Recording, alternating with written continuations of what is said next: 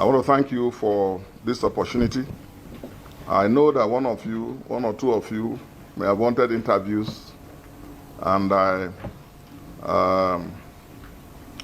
said they should wait for some time, like Nancy. And this is the right time. I wanted to listen to the president's speech and then react accordingly. First of all, I want to use this opportunity to wish you all and wish all Nigerians a very happy Democracy Day. Even though it is debatable whether Nigerians across the length and breadth of our country are happy, even on this Democracy Day. And all I can say is they should not lose hope. Because democracy is about hope. Hope for a better tomorrow. Today, this morning, as we were in the Senate chambers, you were all there when the president's communications about appointments in Rivers State were read by the Senate president as required by the rules.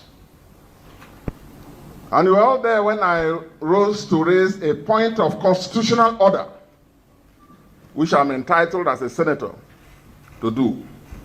And the Senate president didn't pay attention, didn't respond, didn't reply, brushed it aside, and then rushed all of us through the communications he read, and then we all went to the House of Reps. That, again, is another blatant,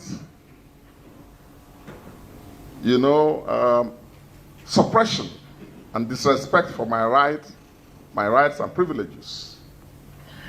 I or any senator, by the Constitution and the rules, we have a right to raise issues. And by the Senate rules, he has an obligation to listen to it and rule on it. If he's got majority behind what he's doing, his majority can have the way. But my minority must always have my say. And I'll communicate that to the Senate president. A lot of us were embarrassed and ashamed. But that's about that. The communications were about deepening the undemocratic military rule that is still subsisting in Rivers State. And that was why I wanted to raise that point of order. If you have a military administration in the midst of a democracy that we're celebrating today, of all days, why did the president and the Senate president choose today, being Democracy Day in Nigeria, to read those undemocratic and unconstitutional and illegal communications to the National Assembly? I will not even bother to take constructive objections and concerns. Well, that tells you how the APC has reduced Nigeria's democracy to.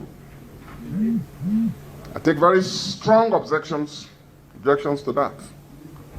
And listening to the president's very flowery, otherwise impressive speech, let me say this. It's a good thing to make beautiful declarations of principles and show democratic commitment.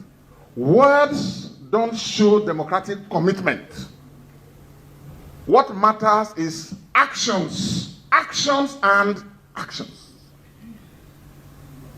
The president touched on some notes that were right, recognizing those who fought for democracy. And I was a young man in the trenches myself. And because of those, joined the AD. The president knows that. But you cannot be celebrating democracy. You cannot be flaunting yourself as a Democrat on the one hand, and on the other hand, be trampling democracy under your big presidential foot in Rivers State. The president missed a golden opportunity to raise and deepen democracy in Nigeria by restoring on today's Democracy Day democratic and normal civil constitutional rule in Rivers State. Of all the things the president said, the president was silent about Rivers State. And today is about democracy. Today is not about repression. Today is not about suppression of the views of the people of Rivers State. Today is about respecting and upholding the democratic rights under the Constitution and the laws. These issues that some of us feel passionate about, it's not because of Fubara's nationality. It's not about Fubara's party, if he has any. And these days, you can't even be sure which party people belong to. But these are issues about respecting the democratic rights of the people of Rivers State under the Constitution. So I'm disappointed, firstly, that the president never said a word about the undemocratic developments in Rivers State, which he has enabled, which he has brought about, which he has sanctioned, and which he continues to sustain. And creating an impression as if all is well. No. As long as any part of Nigeria is under military rule, democracy is endangered in Nigeria as a whole. And I've spoken to my brothers and friends and sisters in the Southwest, some of them in the National Assembly.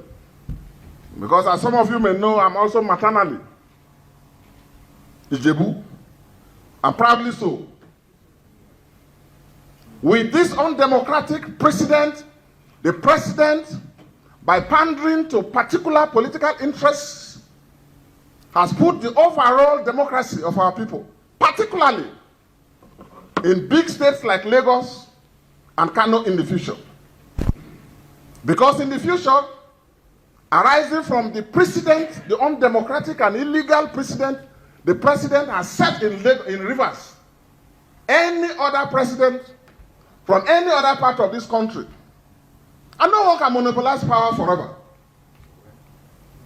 If we cannot get victory in Lagos and Kano and big states, we now apply what they will term the Tinubu doctrine, which will be declare a state of emergency, sack all constitutional civil authorities, appoint people, military administrator, appoint people to conduct local government elections, appoint people to run the civil service.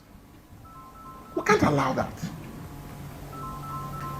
And we pray that that day should not come for states like Lagos and Kano.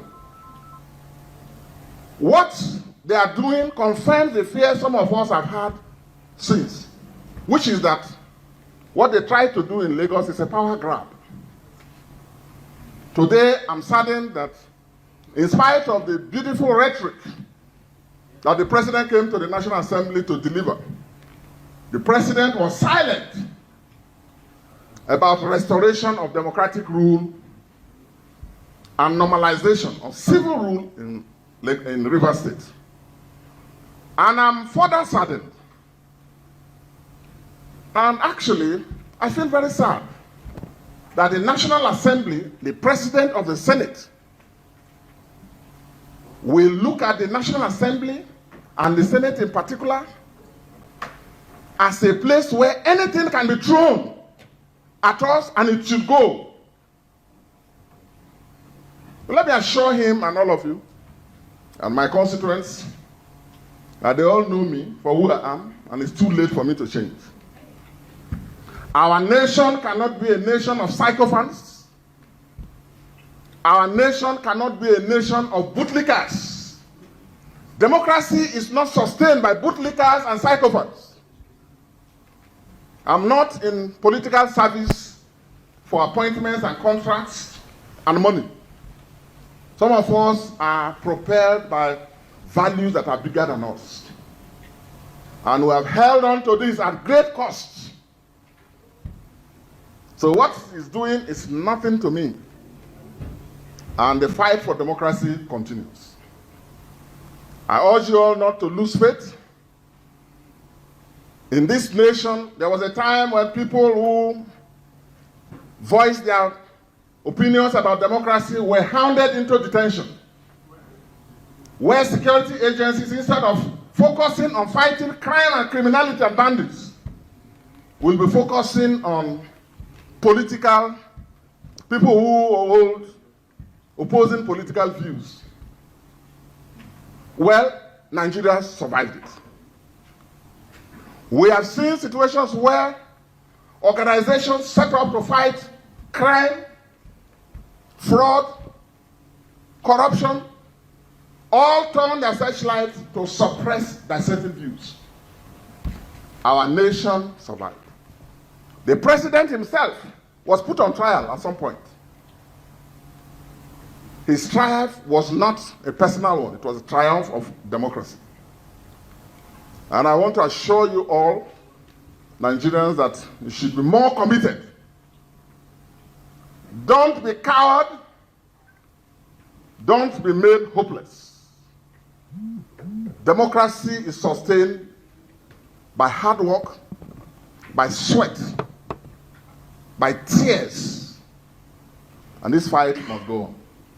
I thought that on today's Democracy Day, there will be no better way to wish you all and all Nigerians happy Democracy Day without making these few observations. Lastly, the president said he's not working to achieve a one-party state. That's well and good to say. But like I said, words don't matter more as much as actions.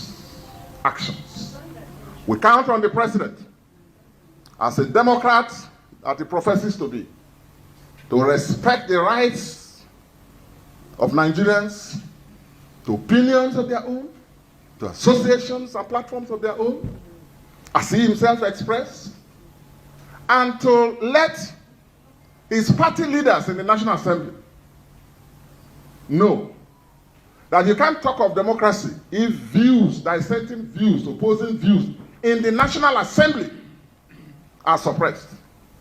Where you are running away from those who say no to you, that's not democracy. As I said, democracy is not sustained by bootlickers, cowards, and sycophants. Thank you very much for your time, and God bless you all.